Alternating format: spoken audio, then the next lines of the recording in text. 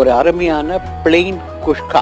என்ன ஊற்றுங்க, 2 பிரிஞ்சில போடுங்க, 2 லவங்கம் போடுங்க, 2 பட்டை போடுங்க, உங்கள் கையால் ஒரு 2 கை வெங்காயம் போடுங்க, கொத்தமல்லி புதினா போடுங்க, இஞ்சி போட்டு எடுத்துக்கோங்க. போதும். சர்க்கரை பழம் எடுத்துக்கோங்க, நல்லா பிழிஞ்சி போடுங்க.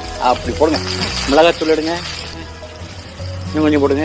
தனியாத்தூள் எடுங்க, போடுங்க. போதும். மஞ்சள் தூள் எடுத்துக்கோங்க. போதும். கொஞ்சமாக தண்ணி, கொஞ்சமாக, இன்னும் கொஞ்சம். போதும். இது அரிசி ஊற வச்சிருக்கோம், போட்டுங்க. அப்படியே போடுங்க, நல்லா வதக்கும்.